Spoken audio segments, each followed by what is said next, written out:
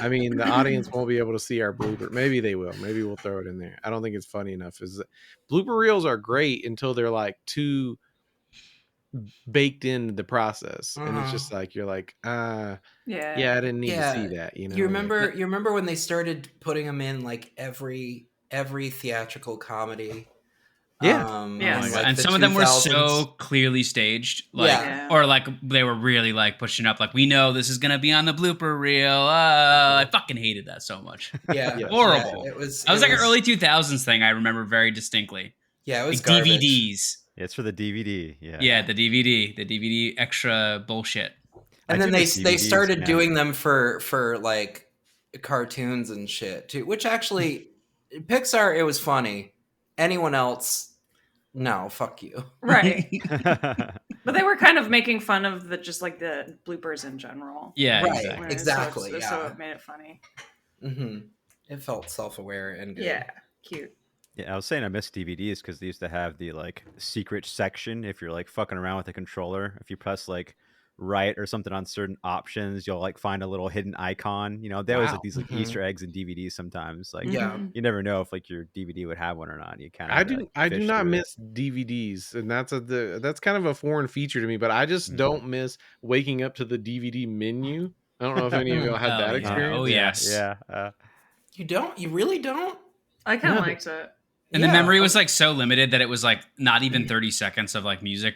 It was like 17 seconds or something. I'm trying to remember like which like DVD menu had like an awesome banging soundtrack, and it was like just a 30-second loop over and over again. Like, you know, I wouldn't be. It was like just made for the DVD too. It doesn't exist anywhere. It's just music for that DVD menu. I was wondering, was it Belly? You know?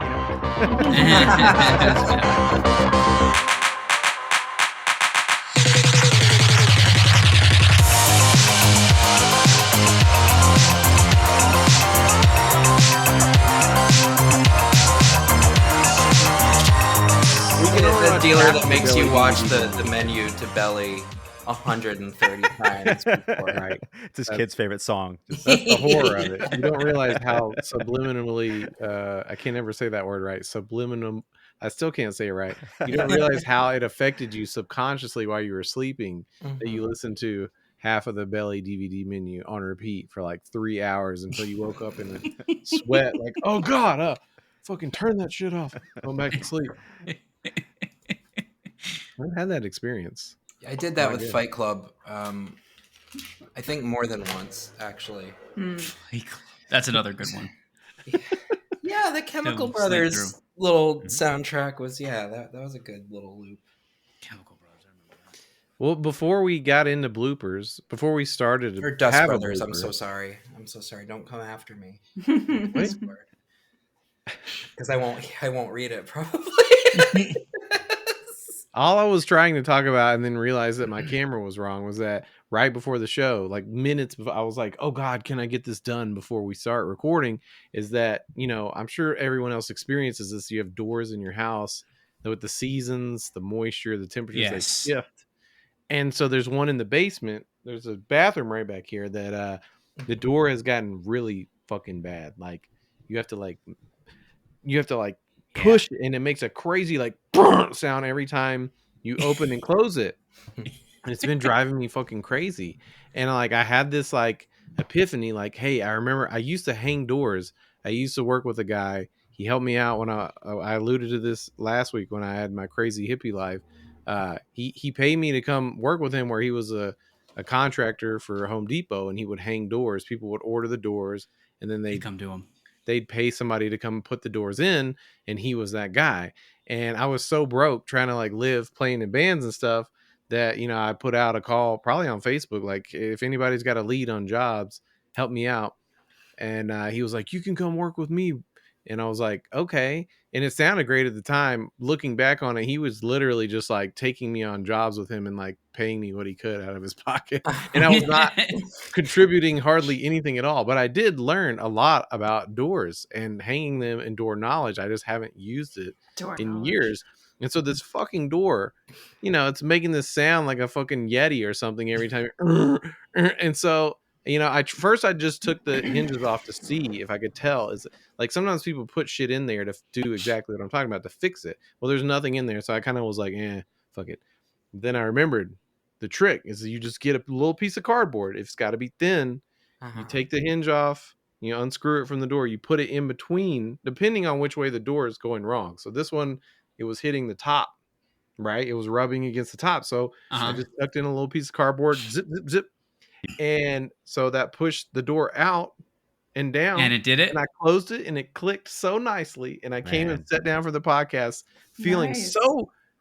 I'm just accomplished and self-assured. Yeah, I get it. It feels good, Fixing some shit in your house, it just feels amazing. Yeah, especially when it's just like a real simple fix. It's just I definitely WD-40'd a door hinge down here, and I was like, yeah, that was good. That was worth it. Good work right there. That's the good shit. I'm giving dad vibes right now. Yeah. It's weird because that's like such a problem. Like every New York apartment I've had has had the shittiest doors you can imagine because no landlords ever update anything. It's like just like they put it's like the stereotype of it. Everything is just painted. Yeah. So I get it. Yeah. For sure. Phil, are you okay? Yeah. Did we lose Phil? For a second. There? Yeah, I think we lost Phil. Might have lost him. Yep. Wait, I can just see him. Can you guys see him? I can see him. I love watching him just be concerned. It's like the Truman Show, except not at all exactly like that at all. We had to pay for that subscription. Phil, can you see us? Can you hear us? Hello, Phil. Am I back? Yeah, you're back. Yeah. You never you left for a second, but we could see you the whole time, and you were just like. Yeah, I couldn't see anything. It was very strange. Sorry. That's how you scratching your ass. Yeah. Oh, we start paying for Zencaster, and this fucking shits out on us. Even better. Yeah. Yeah, that's how they get you. Pay us more, bitches. Then we give you the shitty service where you got to ask for help. Yeah. Well, did I miss anything good? No. Yeah. No. We had a whole. Yeah, I did a whole bit. We're not going to go into it though. Yeah, I did a Joe Biden impression. It was very really hit really hard. Yeah. So. Sorry. I don't want to rehash it. I mean, I understand. Yeah. Speaking of rehashes, maybe somebody can tell me about this. I've seen 2 different McDonald's stories this week. I've heard about both of these things before, but I guess they're happening now. McDonald's is changing its burgers, but they also are starting a new chain, which this is the weirdest one to me, called CosMc, which is COSMC, which is focused on small bites and shit. And then I'm like, what are the tapas for McDonald's? They already have chicken nuggets. I mean, what small bites and what, like energetic drinks, I believe. Is that they said. What the fuck? What do you think we go to McDonald's for? Yeah, I mean, that's what I don't understand about this. Like, first of all, why are you changing the burger? Because I'll send a shout out to a friend of mine, friend of the show, Matt Fox. I mean, sometimes you just want to go eat the shitty McDonald's burger. Yes, that's why I go to McDonald's. It's like they don't understand.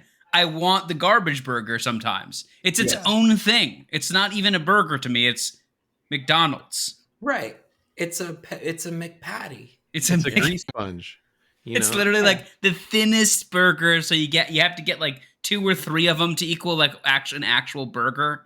Ashley seems to have revelations. I'm okay. First, 2 things. First of all, I'm actually pretty excited about them making better burgers because I mean I worked there for a long time, and like I'm the menu says that they're rehydrating their dehydrated onions before they go on the burger. I thought they did that already. No, they never did that.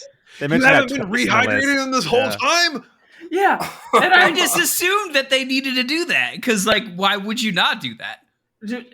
Because it's disgusting. Like, you like that. I guess I do like that. I don't know. Yeah, okay. The second thing I'm going to say is CosMc sounds cool to me because it's like a space-based, like retro-futuristic kind of thing. Very cool, very hip right now. Which is gonna be adorable, and I'm fine with that. That part sounds cute, but I looked into the menu a little bit, and it looks. Okay, thank you. The problem is that what they're offering there seems to be intentionally pitiful. Like the new, like in space. Right? Yeah, exactly. Dehydrated packs. Right. Everything is that they're keeping the onions dehydrated there. Sichuan sauce is like a our powder menu now. is not pathetic enough. We need to open up a new restaurant with a more pathetic, pitiful menu. No, what did they have? They have I'm going off of memory. I looked at this as I was not falling asleep at like 2 a.m. last night, and just I felt like it was a nightmare. But they have like a couple new breakfast sandwiches that look just fucking god awful. They look like something that would have happened in 1995 for like a month, and then they quickly tried to shovel it like under the rug and say we never actually did that. Don't worry. Maybe this will work or whatever. Yeah, it's like I don't know. The photos that they're using are bad, and then in the corner they have like from the McDonald's universe, and then they have the Egg McMuffin and the whatever. Is this the beginning of the McDonald's CosMc or cinematic universe? The McDonald's extended cinematic universe. Do you see the ad? I mean, not the ad. The logo for it. Yeah, it's one golden arch. Oh, this is fucked up. You know what's really fucked up about this is that our buddy Dalton, who did McDonald's for years and got shut down numerous times, literally took their logo, made one arch out of it, and got a trademark for the one arch. He literally went and got a trademark. You better repay him. I mean, I mean, it's on the side, so maybe they'll get away with I don't know. This is juicy. Interesting. Unlike those dehydrated onions. Yeah, I'm looking at the menu. It doesn't look. I mean, they have a bunch of drinks that are like bursting out of the cup, which is the whole thing I'm trying to. Like, why are they all burnt? What was happening? Yeah, when they everything in the menu is exploding or bursting out, and it's just like a big bukkake of sodium. I'm excited. Turmeric spice latte. That's what I was looking at. Yeah, I want to try that. I'm down for that, man. That sounds all right. Yeah, I like the Poppin' Pear slush. Ooh, I love Poppin' Pear slush. I just like that it's poppin'. And then they have these things called McPops. So there's a lot of popping going on. And this the photography is so nasty. That's what I'm saying. It looks like it looks like a placemat from 1995. I'm gonna be real with you guys. I hate this. I hate everything about it. Yeah, exactly. I'm hating it. Well, I don't know why. Something visceral in me is triggered. I don't like it. You're taking me there. It's just bad. I don't see why you have such strong feelings. I don't know either. I'm going off of raw. It's like hit a nerve here. The logo is so ugly with the yellow and it's like an IKEA McDonald's with the blue and the yellow. The ugly font. I hate it. The menu is stupid. What's this thing? That I love. Oh wow. That I love. The alien mascot I do like. You could definitely put part of that into your butt and it would be no problem. They have pretzel bites though. Yeah. That part reminded me, this looks like, I mean, I don't know if you guys order from Red Robin or the like, but like I unfortunately I've got to stop, but I order way too much food for delivery. Sure. And same. the ones I like will have pretzel bites and they're all the same ones. It's like weird Cisco, food pretzel bites. And this looks movie like theater food. Yeah. It's movie theater food. It's like you would like to eat it if you're working at the movie theater and somebody orders it and then they don't want it because they see that it's gross and then you get to eat it. I don't know from experience or anything, but like you would like that. I would like that. You're right. I finally saw the McPops and it is like the grossest thing ever. Yeah, that's a creative pop right there. Yeah, it's a little diarrhea nugget. And it really fucking is. The I'm more on board. Sandwiches are a lot too. That spicy queso sandwich looks fucking horrible. Dude, the creamy avocado tomatillo sandwich. Yeah, looks like shit. It looks very bad. I would try it. I'm gonna try it, but it looks bad. Yeah, the McPops are like the Pringles can of donuts, I think. Let me get 3 McPops, 1 Poppin' Pear and a turmeric latte, please. Let me get everything that has the word pop on the menu, please. Pop combo. Bring that up. The pop combo. The robot working the register just blows his brains out. It looks like the alien. Please kill me. Is there an upcharge for you to put the McPop into my asshole? Would anyone be willing to do that? He just is like yes, and then he turns around the thing and asks for a tip. He presses a button, just air suctions out all the kids into the ball pit.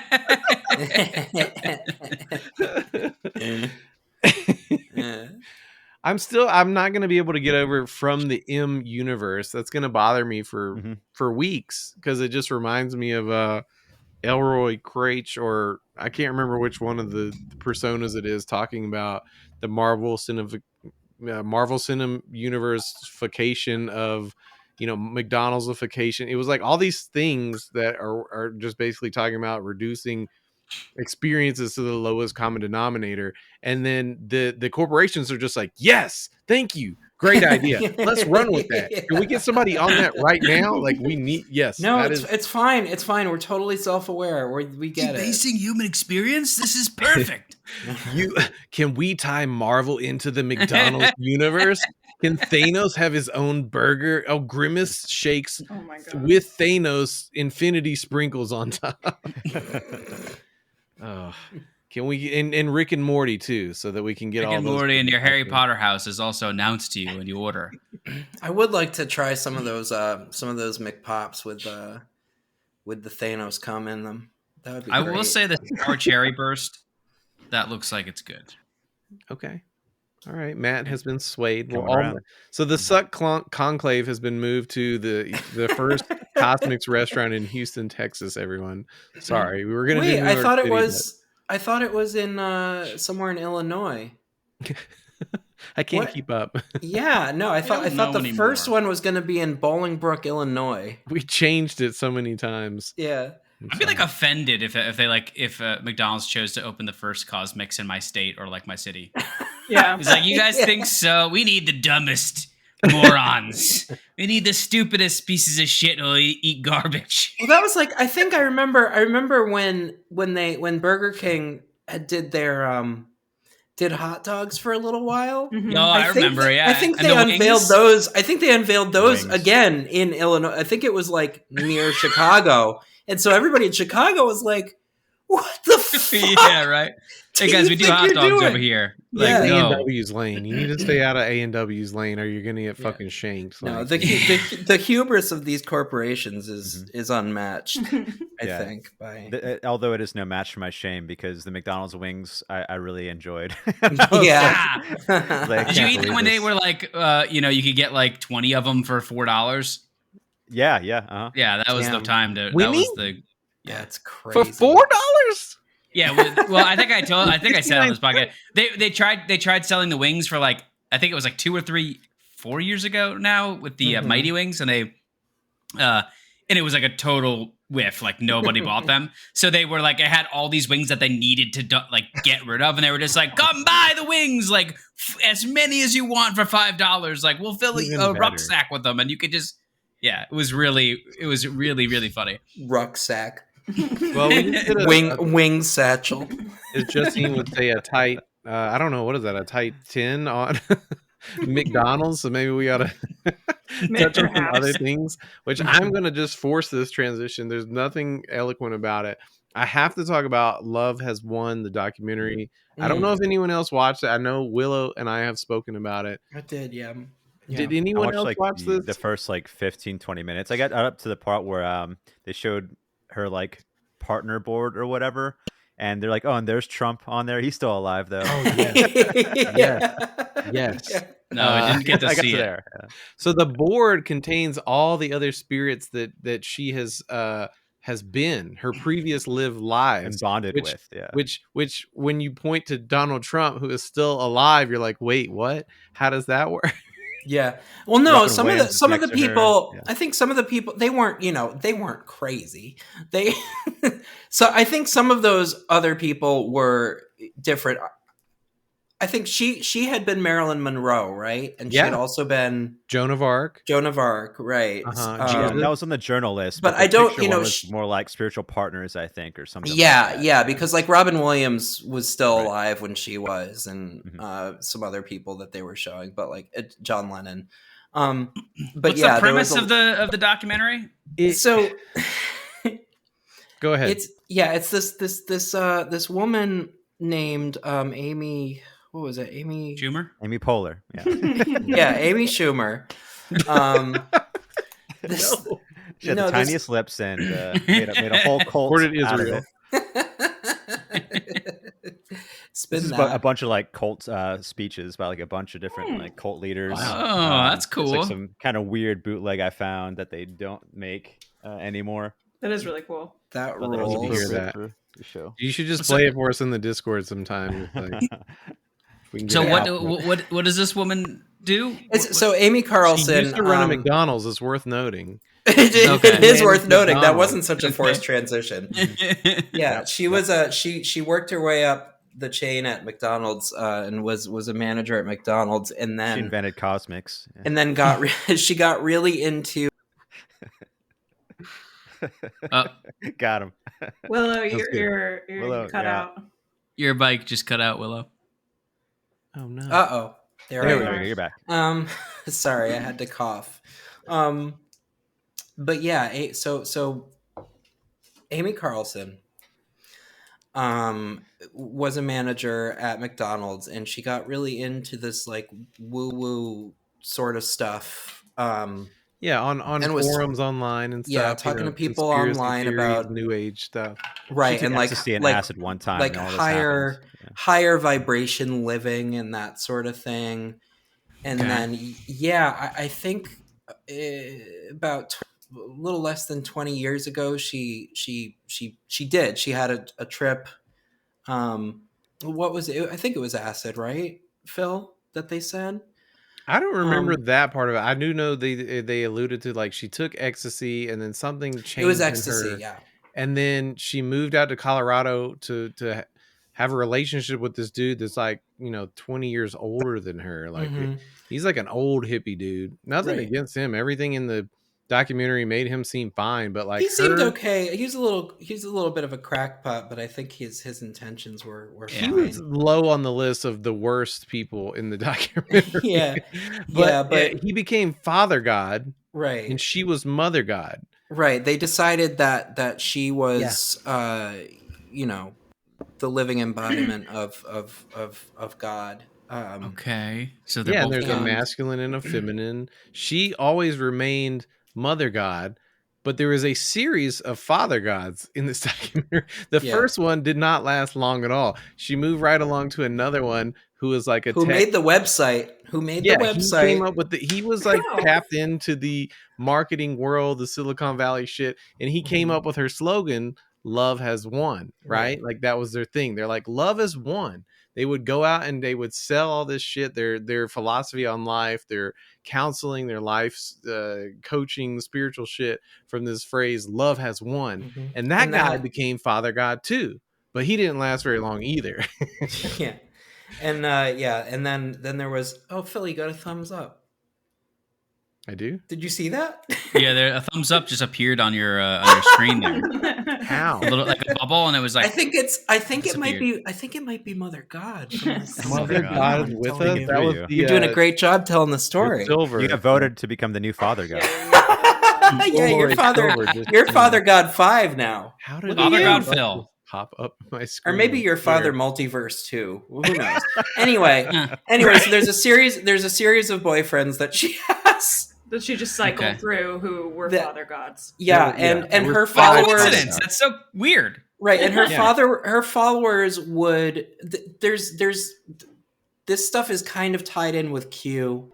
I think they sort of subscribe to some of the Q stuff, but they also were like, no, Q's crazy, Q's wrong.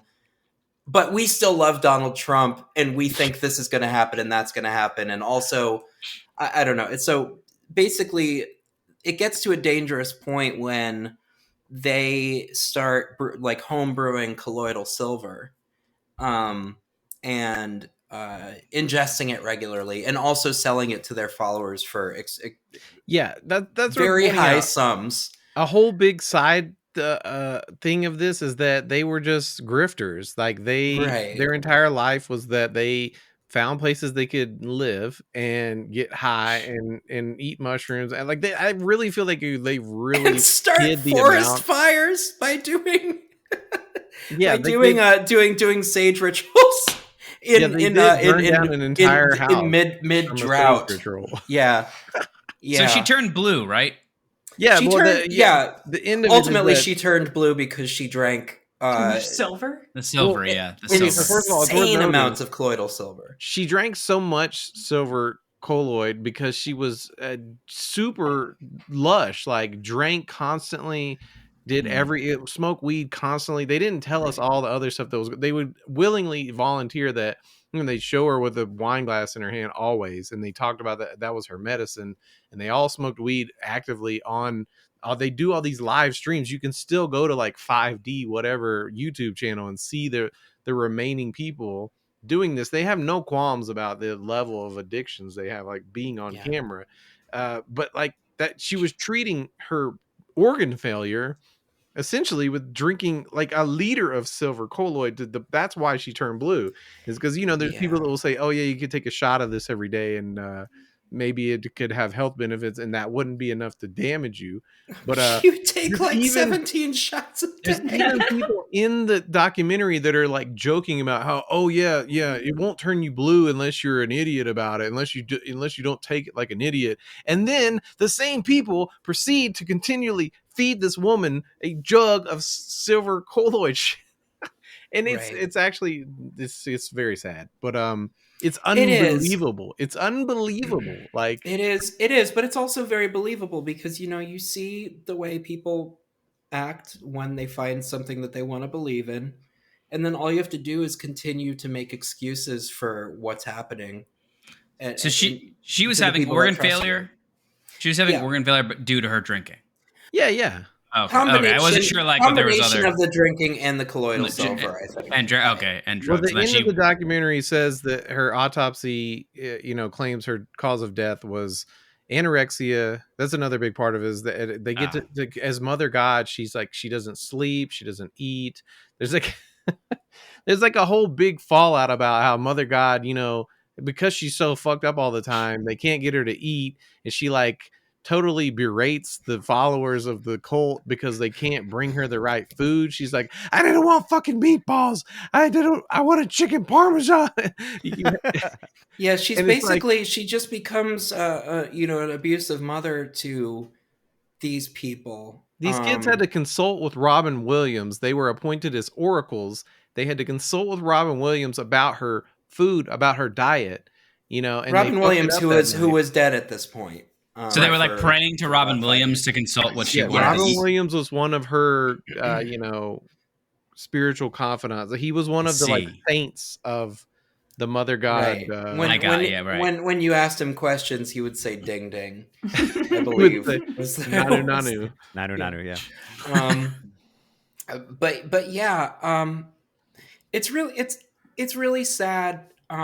It was a really sad documentary, and it was also a very empathetic documentary because it interviewed all of these people sort of, at eye level. It didn't really... Not like looking down on them. No. Right. And some of the things they say, you'll be like... But at the same time, you're like, I get how this person got to this point. Where they needed to follow someone, and they found someone that they could follow who was so insistent upon their own mythology that they could be like, all right, this is where I am now. Yeah, most people in cults don't realize they're in a cult. Like, even if you tell them flat to their face, they don't understand. Yeah. Like I wish Kim was here because we both grew up in the same cult. Mm-hmm. And it's not together, but like, the same weird religion. And like I always feel like so weird when I bring up like a story or something to tell you guys. And it's like, I feel like anyone who listens to my stories is like, this guy's just lying. No, just because I've lived such like a weird, absurd life. You know, just like, oh yeah, you went to Selena's funeral as a kid. Oh yeah, she's your cousin. Oh yeah, you met Jared Leto. Oh yeah, you know, it's like, what is this guy? You grew up in a cult. Yeah, sure, man. I believe you. But it's Cult like vibes. it's one of those things. It's like one of those things, man. It's just like you don't realize it when you're in it. It's not until you're out of it you're like, whoa, like I didn't see it. It was there the whole time. Well, especially when you're, I mean, if you're like, you know, born into it, or it's there, you know, when you're young, there's no, it's like you probably don't know anything different, really. Right. Like that's exactly. the focal point of your world. With adults, when they get into it, it's like anybody who's just susceptible or like, you know, in a vulnerable state. Maybe they lost someone they loved, you know, or they're just confused, or maybe they did a drug trip and, you know, like then they have this weird open mind experience and they think it's a fate meeting someone who talks to them about this certain weird idea or something, you know. They're just vulnerable in general. Like they're just, you know, we don't have the best safety nets here in the United States or, you know, even globally. It just, you know, what else you can have? You need it. Yeah, sometimes I like, you know, listen to Electric Wizard and they're like, yeah, legalize drugs and murder. I'm like, yeah, why not? Then I see a documentary like this. I'm like, yeah, this is why drugs are illegal. It's like, because white people can't handle their shit. Yeah, I mean, there's so much you could go into about the documentary, and to compare it to what you're speaking about, it's like that was like a much more institutional situation, I feel like, than like this was like this was like clout chasing to the max. It's like you probably know people on the internet right now that in like 20 years from now this might happen with them and their followers or whatever. You know, like that's what really bothered me is like these people would like go to they were they're vagrants, like sometimes they didn't have a place to stay, and they would, the city they were in, they would all go to like a place that had internet with 12 people with laptops and to get on the internet and do their, you know, whatever their spiritual counseling and but I will say I do believe most, not all of the people actually believed it. Obviously, Miguel, the accountant, the Archangel Michael, as he was known, was in it to steal all the money that they made. I gotta give him credit. As shitty as that is, there's no way to like redeem his actions. I'm only just gonna give him credit for somehow getting through all of that and getting his money at the end of it. Like, I don't think that was a good thing. I don't think he should have done that. It wasn't his money though.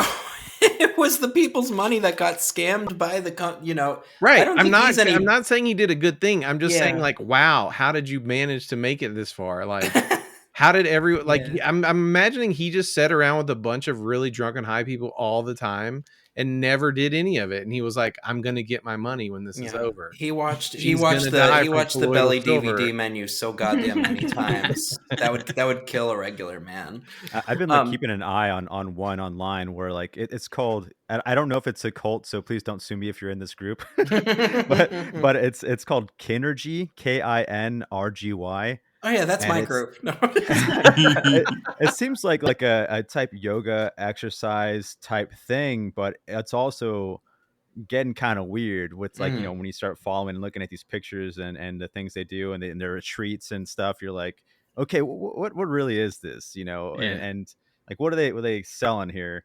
And it's interesting, but I've been keeping an eye on this like specific group recently.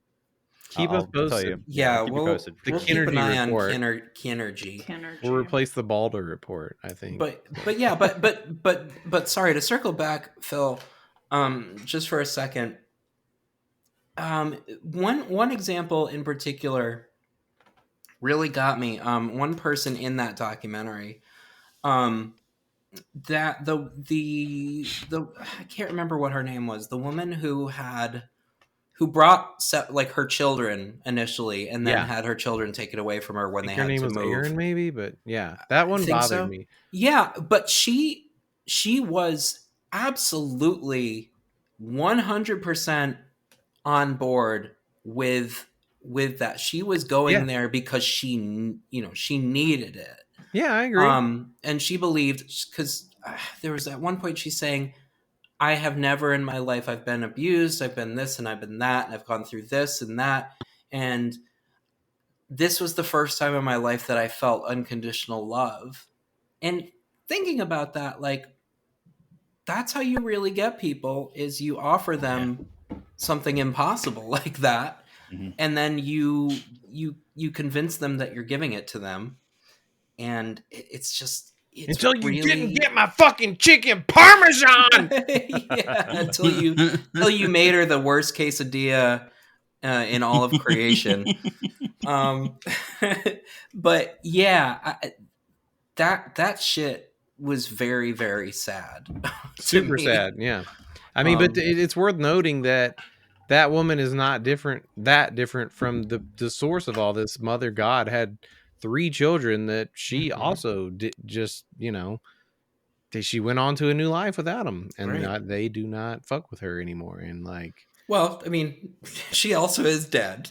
She died. She did turn blue and die. I'm saying before she died, she ascended on the documentary that they don't fuck with her, and that they had, you know, right. So, yes, absolutely. But she's also dead. Good point. Yeah, did they mummify her? By accident. She kind of did herself, right? Yeah.